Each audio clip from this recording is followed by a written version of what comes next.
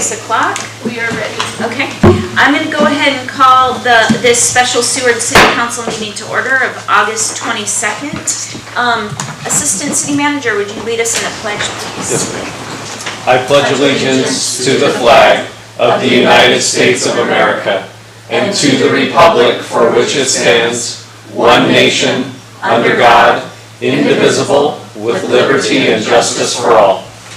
Thank you. Madam Clerk, could you call the roll, please? Roll call. Casagrande. Here. Dumas. Here. Calhoun. Here. Osenga. Here. McClure. Here. Wells is excused. Mayor Terry. Yes. You have a quorum. Thank you. Next on the agenda is citizen comments on any subject except those items scheduled for public hearing. We have no public hearing items. Those who have been signed in will be given the first opportunity to speak. Time is limited to 3 minutes per speaker and 36 minutes total speaking time for this agenda item. Is there anyone signed in to speak? No, Madam Mayor. So you are going to be just in a couple more spots. So let me just check. Is there anyone else wishing to speak? Okay, thank you. Next on the agenda is the approval of the agenda and consent agenda, and I need a motion and a second. I move for the approval of the agenda and the consent agenda. I'll second. Are there any discussion? We have no consent agenda items. Madam Clerk, let's call for a vote, please. Voting on tonight's agenda, Dumas. Yes. McClure. Yes. Casagrande. Yes. Calhoun. Yes. Osenga. Yes. Mayor Terry. Yes. Your agenda is approved, and as you said, there are no consent items.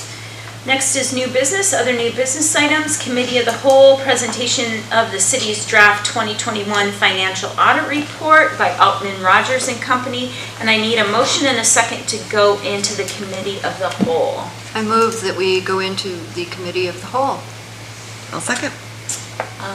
Any discussion?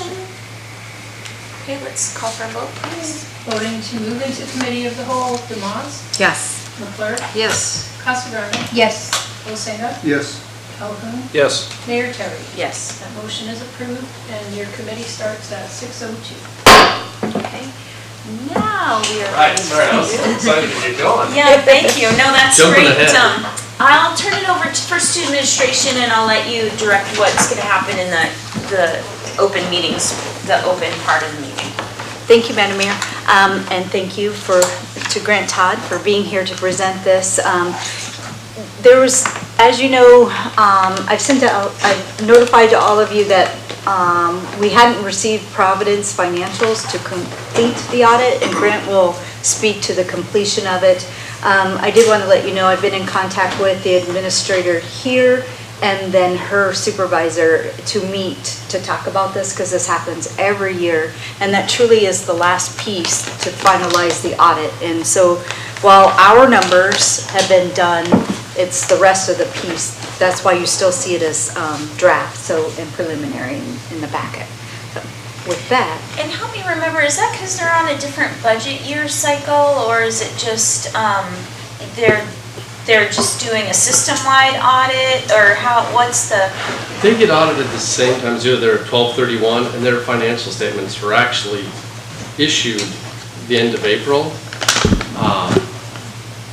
The confusion or the true delay is they issue the financial statements, and the problem this year became, it's twofold. You guys make contributions to Providence that they hold in a capital account, essentially for the purchasing of capital assets.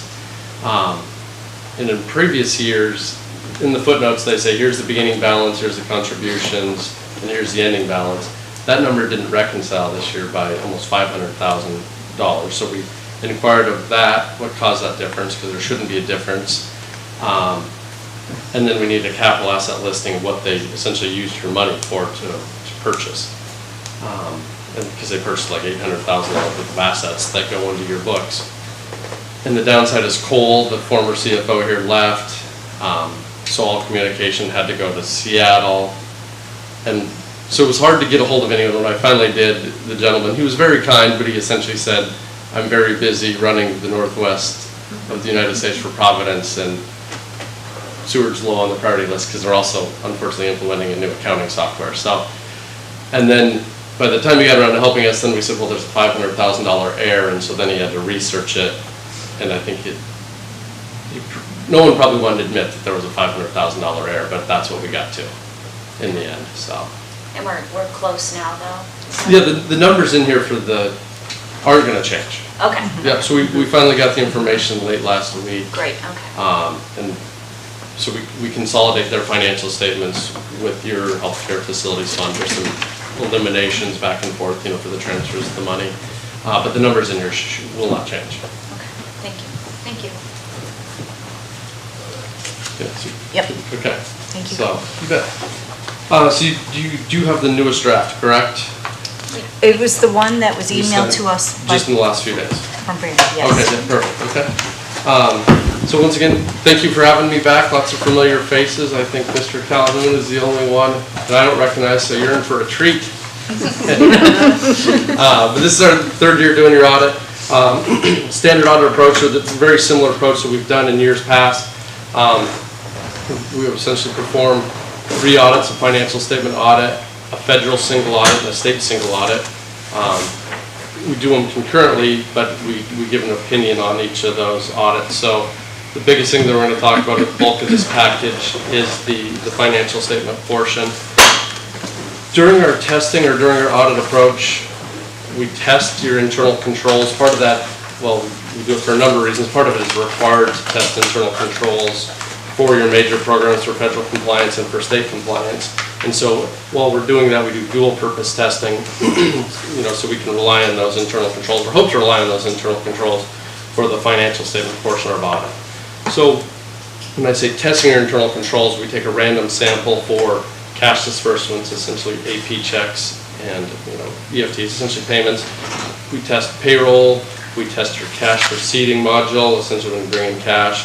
We also test your utility billings, and we test harbor billings. And so those, again, we take a random sample from those different transaction classes, look at the internal controls you have in place, and make sure that they're functioning as designed. We don't give an opinion that the internal controls are good. And I'm not saying that we don't give an opinion that they're good or bad. We just make sure that the controls you have in place are working. If in our sample, and we usually sample 40 as our standard sample across those transaction classes, statistically speaking, that gives us about a 93% confidence that if we find 0 errors in our sample, that the controls overall are working as designed. So across all the different internal control systems that we tested, we didn't find any errors except for the utility system, which you guys are all familiar with, and we'll talk about that when we get to the findings section. And I know that you guys have probably heard about that ad nauseam. But that was the only place that we had any, what we can consider control deficiencies or errors. So if we do our testing and find no errors, we place reliance on our internal controls and then reduce our substantive testing later in the audit. So, like I said, across our testing, no errors except for in the utility side. So we also we look at material transactions, each of your opinion units, which would be the general fund, and then you have 5 major enterprise funds that are considered major. So each of those has a different opinion or a different materiality. So we look at larger transactions in those opinion units, revenues and expenditures. And we also look at journal entries that are posted to those. Which again, because when we give our audit opinion, we say the financial statements are materially correct. And so the only way we can do that is if we look at material items, essentially large items in those. So that's kind of a little background on our audit. So with that, I'm going to jump right into page 1, which is our audit opinion. It's 4 pages long. It's a little bit different than years past. There's a new SAS came out this year, which is a statement on auditing standards that changed the audit opinion. It really goes into more detail. But the top of page 2, it really talks more about the responsibilities of management. We've talked about this in the past. Is auditors were hired and work directly for the city council. It's our job to audit management or audit the financial statements that management presents. And based on those financial statements, we do our audit and give an audit opinion. So the top of page 2, it really talks about, this new audit opinion talks about the responsibilities of management. This management is responsible for the preparation and fair presentation of the financial statements. And then below that, it talks about our responsibility. So our objective is to obtain reasonable assurance about whether the financial statements are free of material misstatements, as I said earlier. Materiality depends on the opinion unit. And this, it goes into more detail to our responsibilities. I don't want to bore you. But at the very top of page 1 is our opinion, and I'm sorry, I should have started with that. It used to be at the very end, and so now they put it front and center. But essentially, we're giving you an unmodified opinion. It says we've audited the financial statements of the City of Seward as of December 31st, 2021. The second paragraph, in our opinion, based on our audit and the report of other auditors, once again, we're relying on the audit KPMG did over their portion of the healthcare facility. We're giving you, we're saying the financial statements present fairly in all material respects the financial position of the city. And in layman's terms, that means you've got an unmodified opinion, which is the best opinion you can get. This means there was no modifications. So. And which is the same opinion we've given for the last 2 years and for the multiple years before that. I'm going to jump to page 17. So, there's definitely some missing pages in here, you'll note. As I said, we just got the draft. Management is required to submit a transmittal letter, which will go before the disabling that position, which is page 17. And the management discussion and analysis is another page or piece of information that's missing. I had told Soli she should hold off until she has all of the information, because up until, like I said, a week ago, the enterprise funds totals were going to change. We knew they were going to change based on the information we're waiting on. So Soli and her team, I came earlier today and we kind of talked about it. So she's working on the transmittal letter, the management discussion and analysis, and the statistical section. So if you see pages missing in here, so essentially pages 5 through 16 are missing, and then in the back, pages I think 96 to like 120 are missing. So not an error, we're just waiting on that information, but Soli's working on that. And that information does not change the numbers? Correct, it's the MD&A, and this is actually, I think I've said this before, but if constituents have questions, I always recommend people look at the MD&A. It essentially takes the financial data and puts it in more of a Word format, or kind of an easier to read. If people aren't familiar with what all this stuff means, it puts it in a little bit easier format. A little bit easier, like the statement of that position is 2 pages long, the MD&A kind of condenses it in the Word format, a little bit easier to read. So on page 17, the statement of net position, this is essentially the balance sheet of the city as a whole. It includes all your governmental activities and your business type activities. So the general fund, all your special revenue fund and capital project funds are in the governmental activities. Business type activities include your enterprise funds and the internal service funds. This includes all your current financial resources, so current assets, and also long-term assets, capital assets, and the net pension asset, and deferred outflows of resources. And then page 18, the second page, is your current liabilities and non-current liabilities, deferred outflows, and then net position. For the first time this year, in the past we've talked about, a net pension liability, that's on the second page it shows up, you have a total net pension liability of $6.6 million. On page 17, you actually have a net pension asset of $4.8 million. So the only reason I bring this up is because in the past year, there's become a net pension asset related to your OPEB plans, OPEB being other post-employment benefit portion of the PERS plan. And so I've had a number of questions on how can we have a liability and an asset related to the PERS plan. And so within the PERS plan, there's the net pension liability, and then with OPEB, there's 3 plans. And there's the OPEB portion actually has over contributions, and so that is what is driving that asset number, and then the pension portion is the liability. Yep, yeah, and by all means, please interrupt at any time. Not interrupt. So just to clarify, thank you. Just to clarify that basically the assets are what we're accounting for that's paid but not used towards a liability yet, and then the liability is what? I mean, I know what a liability is, but can you just explain the asset? Sure, and so this, and I even hate to bring up the pension liability because it really has nothing to do with the day-to-day operations of the city. So, like I said, I hate to ignore it and then have people raise their hand and say, how come you skipped over one of our biggest liabilities outside of your bonds? But really, every paycheck or every pay period, employees are kicking in a portion of PERS and the city's making a matching or their contribution. And then yearly, the state makes an on-behalf contribution into the overarching PERS plan. You guys are, a minute portion of that, probably not even 1% of that plan. And so that plan just has a huge liability out there. Say it's $100 billion. And so, well, it's obviously not that big because your portion is really tiny, but they have a liability and it gets audited. And then you're allocated that portion of the plan. And so, and it's all based on actuary, like how long are the people that are in the plan going to live? What's the future healthcare cost going to be? And so every year those numbers change. So, and then the liability is based on all of those things. And so over time, well, there's a number of things that go into it, but lots of contributions help drive that down. People living shorter lives contributes to driving that down. And so essentially, like I said, it gets complicated, all of the things, but essentially that is how you have an asset related to the OPEB plans, is essentially over contributions and then other cost factors driving that down. So essentially that plan has excess funds in it, where the people that are getting the pension portion of that haven't contributed enough over time. So that's about the easiest explanation. So it's not accessible to the city. Yeah, and that's the only downside of the liability.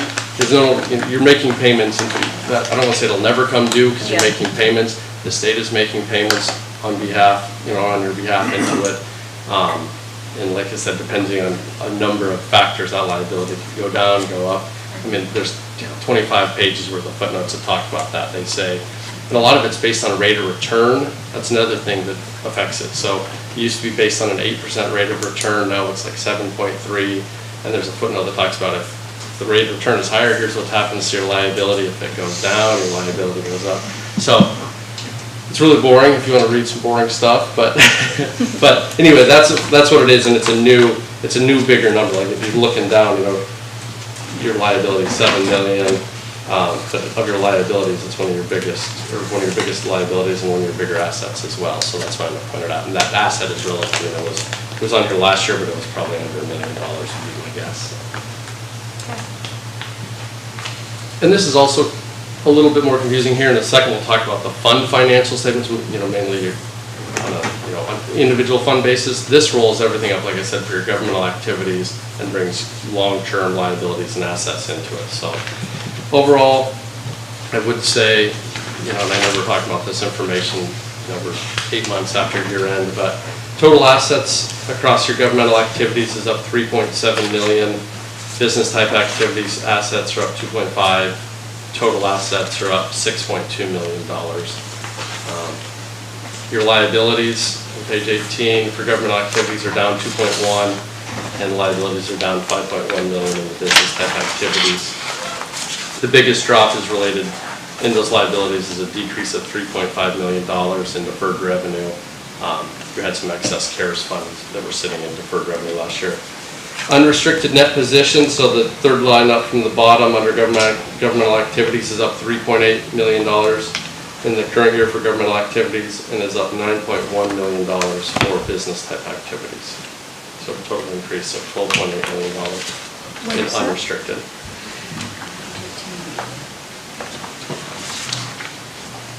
The next page, the statement of activities. Just wait 1 second. Did you get your sorry. question answered? I didn't see those numbers either.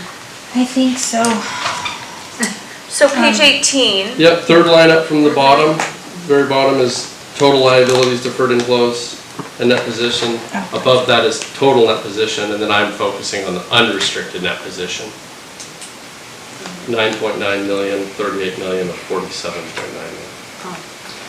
Which is up, sorry. Yep, it's up 12.8 million. Okay, thank you. And once again, this is I don't say it's complicated, I don't mean to say that, but this includes all of your long-term activities. So debt payments, depreciation, capital outlay, all those affect these numbers. So again, it's the city as a whole, where when we get into the fund financial statements, it's more of the current financial resources method, where it's a little bit more relevant, probably more stuff that you're getting at your monthly meetings.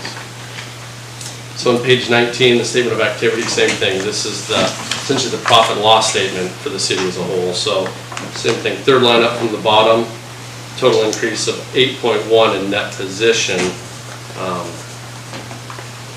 And you had a decrease of 400,000 the prior year. So a very large increase in net position. A lot of that is driven, obviously, really is just kind of the city coming back, or the economy recovering after COVID. Your charges for services, 2.6 million, that's $1.1 million higher than the prior year. Taxes, sales tax, which is under the general revenues, kind of middle of the page, is 6.8 million during the year. That's up $3 million over the prior year. So really, a lot of the increase in your net position is really just kind of the city coming out of COVID. Your parking fees were up, sales tax, all those things are way up relative to the prior fiscal year. Campaign. Yeah. So page 20, so this is the governmental funds balance sheet. The general fund is a major fund for reporting purposes, and then all of your other funds are rolled together in the aggregate. There is a highlight under fund balance. I was just waiting on some information from Sully, but she and I got together, and I've got those. Those will be finalized in the next draft. Okay, so stop right there. Highlight under where? Is that where the dashes are under the fund balances? Yep, under fund balances, yep. So, so there's 5 fund balance categories. Committed is just money that's been set aside by the city council, and it doesn't have to be in this fiscal year. Those balances that you see, the 1.5 and the 500,000, are actually solely confirmed that those are correct. I believe it's in a footnote. I updated the footnote for the rec. So I'm sorry, yes, the 1.5 and the 500,000 are balances that have carried over from the prior. So they've been committed by the city council at some point. In 2021. Probably, well, they were probably committed in a prior year, but the commitment continues until they've been decommitted by a formal action of the city council. And then assigned fund balance is just money that has been assigned or designated for a specific purpose, and that can come from either the city council or their designee, which could be the city manager or the finance director. And that's that number that's 512,000 that's highlighted is 575,000 based on the discussion with Sully. So just kind of earmarking it for a designated purpose, which is essentially paying for insurance moving forward. The 575 is the cost of insurance in the current year, and so that money has been assigned for, essentially, that's the hope of how much you're going to spend extra on insurance. So the highlight was mainly just saying you needed more information. Oh yeah, just the highlight's pretty faint in what we have. Oh, so- okay, sorry about that. Yep. So total assets across, middle of the page, total assets across your governmental funds, nearly $16 million, which is an increase of $2.5 million over the prior year, and almost 100% of that is an increase in cash and investments. Total liabilities, 1.7 million, almost identical to the prior year. In total fund balances, 14.2 million, that's an increase of 2.5 million from the prior year. The general fund, which we'll touch on shortly, had an increase of $1.3 million, essentially net income of $1.3 million in 21. An unassigned fund balance in the general fund, $8.4 million, is an increase of $1.2 million from the prior year. Again, just the increase in sales tax, and other fees help drive that.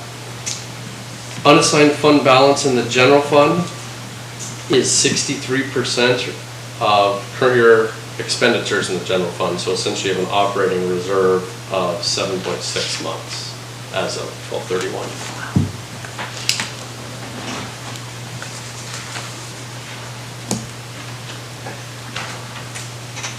Madam Mayor, Go ahead. do you want to first? Go ahead. What is our 3 to 6 months? Is that our, I believe 3 is the minimum, I believe. I don't want to say the minimum, that's the desire. 3 to 6. The policy. Go ahead. That was my question, thank you. And I apologize, I can look in between meetings, I can tell you what it was last year, but I know it's, like I said, it's up $1.2 million, so it's definitely growing. So page 22, statement of revenues, expenditures, and changes to fund balance, was again just the profit loss of the general fund and all your other funds in the aggregate. Total revenues of $19 million, That's actually a decrease of $3 million across your governmental funds, but that's because you spent roughly $5 million in CARES funding in the year before. That money was essentially gone. And so while your revenue was down, net income was up $2.5 million in your governmental funds.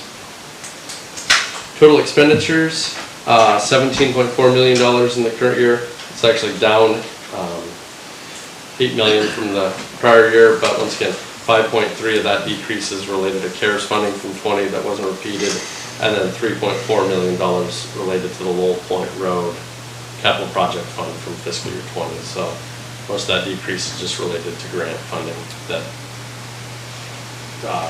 was used up.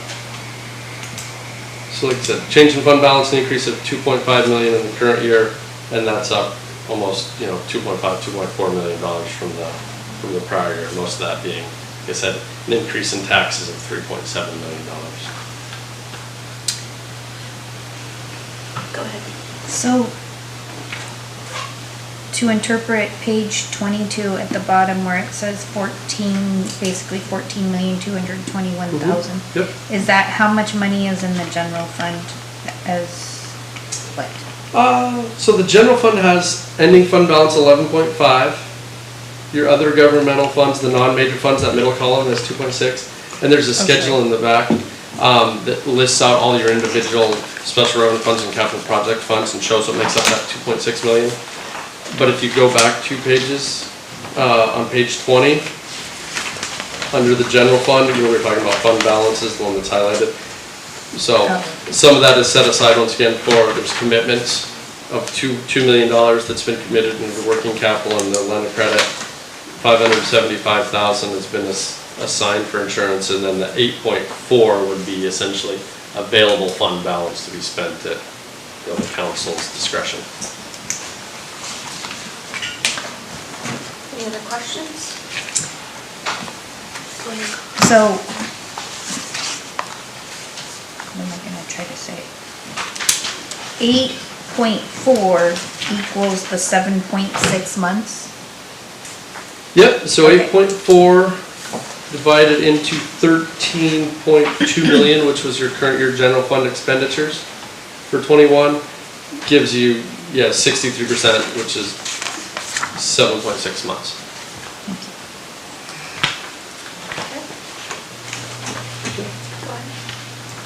Okay, so now I'm going to jump up to page 24. Statement of net position for your proprietary funds.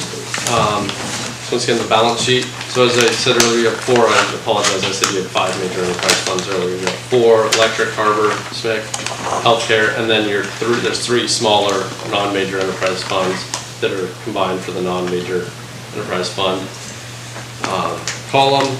And then the internal service fund is on the far right side. Overall total assets and deferred outflows at the end of the year is $179 million, and that's an increase of $1.5 million over the prior year. I didn't go through each fund because I know we're kind of short on time, so I didn't do an analysis individually how they increased. Total liabilities on the next page, $36 million, and that's down $2.2 million from the prior year. And the third line up, and I know this is small print, I apologize, but unrestricted net position, so it'd be the third line up from the bottom, second column from the left. Across all your enterprise funds, you have unrestricted net position of $34.1 million. And that's, allocated across multiple funds. Page 26. Okay, so let's. Oh, I'm sorry. Yeah, I don't really have a question. I just want folks to kind of park in here and make sure that they're reading across the unrestricted balance for those funds. Just real quick. Yeah, and if I'm going too fast, please, by all means, like I said, hop in and I'm happy to answer any questions. Madam Mayor, if I may. So, just to give an example, there's $13 million in unrestricted healthcare facility funds. Could that potentially be grants that have been received but not passed through yet? Or can you explain? I mean, I'm just trying to pick like one of those categories. Sure. I don't know that Well- healthcare facilities is the best one to pick, right? That's a hard one, because once again, in this number is KPMG's financial statements. Yeah. So let's talk about the harbor. Yep, so, yeah, the harbor is a perfect one. So the 33 million, so we'll just talk about the three categories. Yeah. So the 33 million is the net investment of capital assets. So that's capital assets, buildings, improvements, equipment, minus accumulated depreciation on those, minus any debt used to acquire the debt. So you essentially have $33 million worth of assets designated for the harbor. You've received 2.289 of money from the state for CPV, commercial passenger vessel tax, and since that's coming from an outside source, and it's been designated by the state that it has to be used for essentially projects related to commercial passenger vessel. So that money's been restricted, it has to be, it's designated for that purpose. And then the remainder, the 2.1 in this case, is essentially available to be used at your discretion for projects, or it hasn't been designated, you know, and before. So in governmental funds, as I said, there's 5 classifications of fund balance. This is an enterprise fund, which doesn't have fund balance, has net position, and there's only 3 categories of net position. So it's a little confusing when you jump from governmental funds to enterprise funds, just based on the reporting model. But they both have unrestricted, this says unrestricted, governmental funds have unassigned, so they'd be very similar. Thank you. So, the 8.67 in electric, that's unrestricted. And what do we spend? 10 million? 20 million? Expenditures For the bond, Yeah. the bonding we went out for? Go ahead. The bond also closed in '22, so it's not reflected in here. Okay, thank you. That's where I was going. Go ahead. And that's the weird thing when you go with enterprise funds. So in a governmental fund, when you issue a bond, that shows up as other financing sources, essentially revenue. And then when you pay it, it shows up as an expenditure. That's on the governmental reporting, or governmental fund reporting. In enterprise funds, it doesn't hit the P&L, it goes directly to the balance sheet, so it becomes cash and a liability. And then as you expend it, that's when it hits the P&L. If you then purchase an asset with it, it's capitalized, and it goes back on the balance sheet as an asset. So just once again, a different reporting model. So debt, even in fiscal year 22, when you get there, if you issue $10 million, it won't show up in unrestricted, it'll show up as cash and a liability. Until expended, I guess. Any other questions? Go ahead. Page 26, just getting the profit and loss statement for the enterprise funds. Total operating revenue across all yours is 48.9. And once again, some of that's inflated, as you'll notice. There's 28.5 million related to healthcare facilities. Most of that comes from the Providence financial statements, and they had a banner year. They had a lot of net income on their financial statements. Can I just make a note? So when this comes out, not in draft, however this gets produced, let's utilize the whole page so the numbers aren't as small. Okay. You want the font bigger? Yeah, I mean, I feel like there's a lot of, which this is just such a small aspect of it, but, you know, I mean, it seems like there's a lot of dead space. Sure. And I understand it's kind of formatting to fit all on a page, but, And mine's a little bit bigger than yours. I can Yeah. tell just when you guys hold yours up. yeah. I don't know if it got shrunk in but I can do that. I can try, I mean, it's not let's much bigger, but yeah. it's a, I think because I also was looking at it earlier Yeah. on something even smaller, which I understand that's like the smallest piece of what we're doing here, but for the public and council to get a good look at things, let's try to make this. sure, I'll tell our typing department to try making it a little bit Yeah. bigger. I mean, yes, the downside is a restriction on width, but I read you for Okay, sure. thank you. Yep, because this is, and I do apologize, Stephen's right, yours is Some of it's very just light dirt. printed when I look at mine and I start. So we're going to go to the third line up from the bottom, change in net position, which essentially is net income or loss. Electric had a loss of $928,000, which is a decrease of 300,000 from the prior year. Harbor had a deficit of a loss of 152,000, which is $1.1 million better than the prior year. SMIC lost 1.5, and that's a decrease of 715,000 from the prior year. Healthcare facilities, an increase of 6.7 million, which is an increase of 3.2 million from the prior year.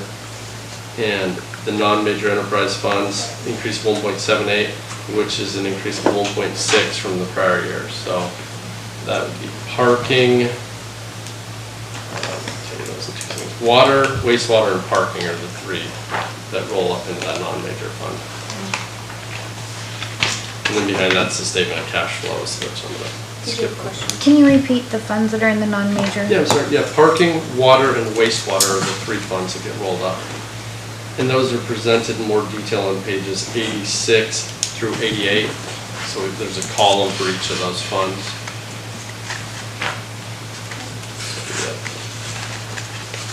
And they all did well. Water made 800,000, wastewater made 660,000, and parking made 292,000 net income. You know, there's 40 pages of footnotes. You know, I know we're running short on time. I want to make sure, I don't want to skip anything, but also want to make sure that we have time for questions at the end. So if there's no comments on the footnotes, and in years past, I don't think we've really talked about the footnotes much, or I don't remember specific questions about them, but if there are, I'm happy to address those. If I skip over, I can always come back. So I'm going to jump all the way up to page 68. 68 is just the general fund budget to actual. Shows the original budget, the final budget, and then actual. So total revenues came in $2 million over budget, with most of that, or 2.8. Collected 2.8 more in taxes than we budgeted. Intergovernmental revenues came in 1.2 million under, but like I said, 2 million above budget. Expenditures came in under budget. So it's the top section. Yep, for revenues. Far column, top Yep. section. Then expenditures. Expenditures of $13.2 million, which was 1.4 below the final budget. That's the actuals, okay. Yep. In your final budget, you had budgeted a loss of $768,000. You ended up with an increase, essentially net increase in fund balance of 1.35, so positive variance of $2.1 million in your general fund.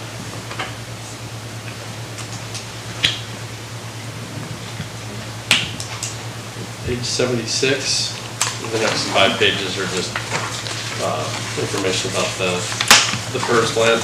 Page 76 is just the final budget, final and actual for the general fund, but broken out in way more detail.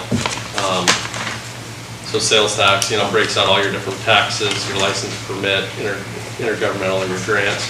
I'm not going to go into those in detail, but you can see, and then also by expenditures, it shows function, general government, and then within each of those, it shows the mayor, the city manager, city clerk. So it gives you a lot more detail, budget actual wise. And then behind that, starting on page 82, is the balance sheet profit loss for all your non-major governmental funds, listed special revenue funds, capital project funds. Yes, ma'am. Sorry, I was looking at something, what page are we on now? 82. Thank you. No, you're fine. I was just saying, and I'm not going to cover anything on here unless people want to talk about it, but this is just, earlier when I said there's all your non-major funds are combined in the aggregate. Page 82 is the balance sheet for your non-major special revenue fund and capital project funds. And then after that is you're combining for your enterprise funds, as I said earlier, the 3, and then there's the internal service fund, there's the motor pool and the compensated absence and internal service funds.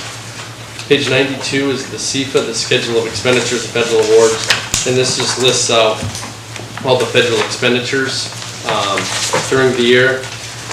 The only other holdup also relates to Providence at this moment in time. The provider relief funds, which the city received, or the provider relief funds, which came in last year. So if you remember, almost a year ago we sat here, and part of the reason the audit was late last year was related to the provider relief fund. So The provider relief funds are in the city's name due to the operating agreement you have with the hospital. And then those funds are passed through to the hospital. Last year, part of the delay was those funds had to be reported on a federal portal, and in June, and then it was July, and then in August, they finally said, we're holding too many audits up. We're gonna kick it down the can, or they're gonna kick the can down the road a year. So I have a number highlighted in here. The provider relief funds of $1.47 million is actually money you received last year.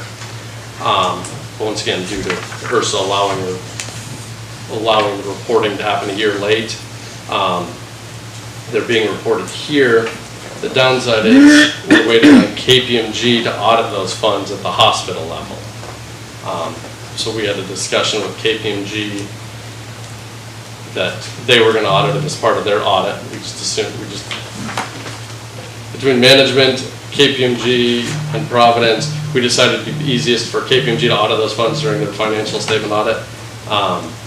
They did the audit, but they didn't get around to doing the compliance audit.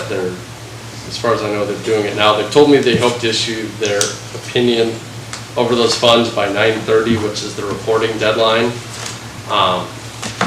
And so that's a question I'll pose to the council. I've already talked to Sully about it. In the past, your reporting package, the ACFR, as we call it, the Annual Comprehensive Financial Report, is included. The CFA, essentially from here back, our compliance opinions and our findings.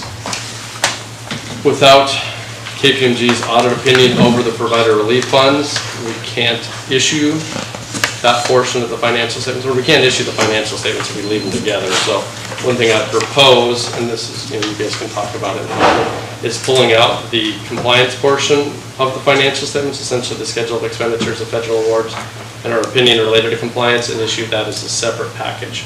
And we can issue the financial statements as soon as they're approved, and once we have the MD&A and the stat section, and then once we have KPMG's audit, we can issue the compliance Can you report. bring that back to us in an agenda statement with the recommendation on how to move forward? Yes. Because right now, because we're running out of time and I want to get the deficiencies talked about, Yep. and then, I mean, or, I just don't have enough information on the pros and cons of how we should do that. I think it should be pretty I can official. put together an email. Yep, that'd be great. That can be forwarded to you guys.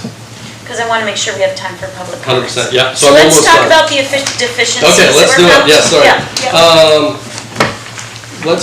It's on page 128. Okay. And the good news is this year there's only one finding. So last year there was 3. I do appreciate management's and the council's willingness to provide some accounting assistance. I know that there's been turnover the first 2 years, and I know there's even turnover this year. And I think this is your 3rd audit prep person, but this was the best of the bunch so far. I know that Carmen Jackson's team, they were on site this year, which helped. We still had some journal entries that we'll talk about in the letter to the governor where we list out the extra work that we had to do. But it was better this year. Like I said, without some of the delays from getting the Providence numbers, this information could have been done 2 months ago. So overall, the audit went a lot smoother. As we knew last year, at this point in time, this finding will be repeated, and if I had to guess, more than likely this finding will be repeated again next year. Just because, we are here in April, you went through the forensic audit, but in talking about it, at that point in time, it didn't sound like all of the problems that the forensic audit, essentially all the problems you're aware of hadn't been resolved as of April, as far as that was what I got. And so when we come back for the audit next year, if you'll have us, we sample out the whole year, so like I said, at least 4 months of that, and maybe more, we'll probably continue to have this. So, as the finding says on page 128, we took a sample of 40 transactions, 4 instances where customers were classified as the incorrect account type, 3 instances where a customer was charged more than 1 ERU for water and sewer without adequate documentation of that charge, and 2 instances where a customer was charged for water or sewer services that they were not using, or although they were using those services. So that's 4, 7, 9 errors out of our sample of 40. But once again, we've talked to you. So 9 errors out of 40 sample? Is that what you're saying? Yep.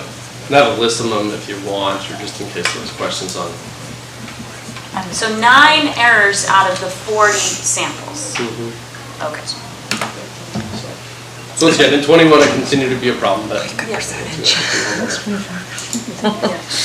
So, once again, with every finding, management has to come up with a corrective action plan. I'm guessing it'll be similar to the last one that you're working on it.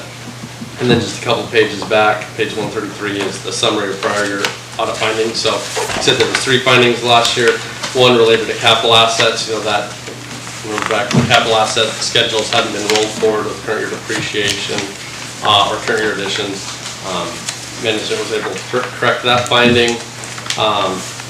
The second finding was lack of internal control over year-end close procedures. We ended up posting a lot of journal entries last year related to capital assets, interest, cash, debt, PERS, and adjusting compensated absences. Carmen Jackson's team was able to reconcile most of those accounts this year. So our number of journal entries was significantly less this year. And then the third finding last year was the utility billing again. It's repeated in the current year. So. I'm going to check, so there's 2 opportunities I would suggest for public comments. Either folks in the public can comment now or during public comments. Is there anyone in the audience that wants to make comments at any of those? Are there any questions or comments from the council during this portion?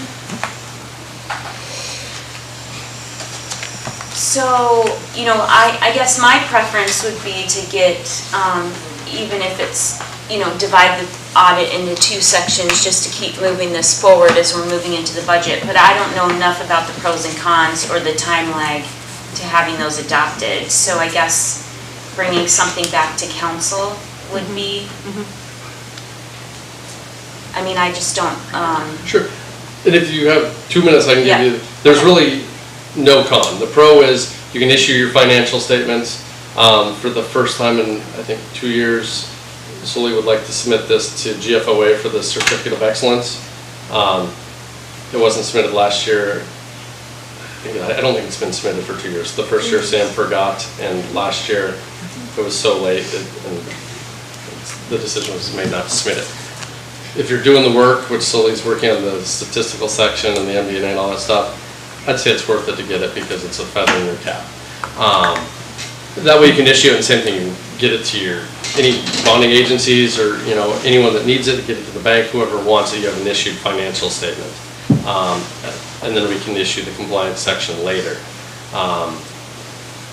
The con would be most people are used to seeing a full package with the findings in it. Now, if we do split it, you're going to issue a financial statement that could look like, to an uneducated person or someone who doesn't know, okay, where's the findings, or where's that portion of the audit? So I just hate for someone to come to you and say, are you hiding something, or come to management, are you hiding something from us by not reporting that? Because that portion of the audit won't be, like I said, I don't know when it will be available. KPMG is bad at communicating, is the best I can give you. And the last time I talked to them a couple weeks ago, they said they hope to issue their audit by September 30th, which is the deadline. Unfortunately, as I told Sully, if they miss the deadline, unfortunately that means you missed the deadline and we'll get a finding for late reporting. End of the world? By no means, no, but. Comments from council? Go ahead. I think I'd like to proceed with maybe doing the 2 parts, making our deadline without waiting, and we can just maybe have a footnote that the findings are a second part. Is there a way to do that? Not really. You could, on your public site, you could do that, because I'm guessing that's where most of the information requests come through, or where you publish them, or I know you publish them on your website. So maybe just a note disclosure, something like that, that due to timing of provider relief funding or something like that, the financial statements have been split, and the single audit portion is in a separate reporting package to be issued shortly. And like I said, hopefully in the next month we have that, and then you can upload both to your website. And we have a number of entities that do that issue the compliance package separately.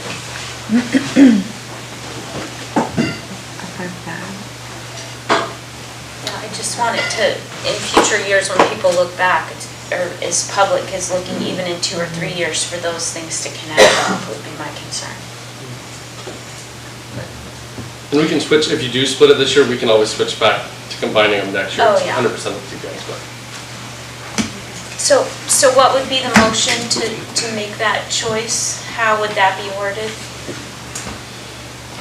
And truly, it doesn't need to even be formal if you don't want it to be. But it would be to essentially split the compliance section of the financial statements or the ACFR, split it from the financial statement portion of the ACFR. So essentially splitting it and show the financial portion and the single audit portion separately.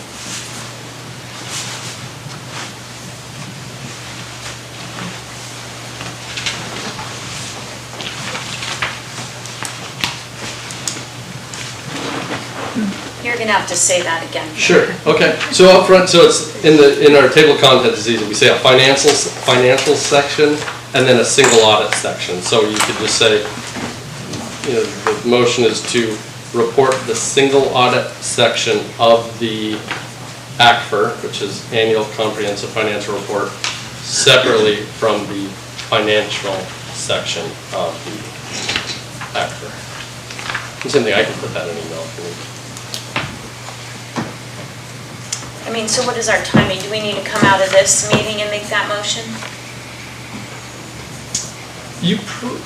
And I'm not trying to get in your business, but you Yeah. probably have at least a week or two, because Well, our next meeting's in 2 weeks. Okay, yep. So can we just do it then, to make sure that we're doing it? So, and then that would be better, because then it would have a legislative, if it's an agenda statement. Go ahead. Either way that you want to do it, because it's a special meeting and listed that you may be, because a special meeting topic is on there, you can take action at this meeting, but if you... The problem's gonna be, since we're in committee of the whole, there won't be the, there won't be the reasoning behind it. We'll come out and make the motion without the reasoning behind it. So I guess I'd prefer to have it at the next meeting. Okay. Unless there's any objections. Okay. Great. So I am going to say, if there's questions, let's get questions to the city manager to get to Grant, and then those answers, I think, could be included in the next city manager's report, because if we have questions, the public might have questions. Is that fine to do things that way? Okay. So right now we'll go ahead and come out of the committee of the whole. And then I'll open it up to citizen comments. So there is a portion for 5 minutes of citizen comments, if there's anyone that wants to make comments.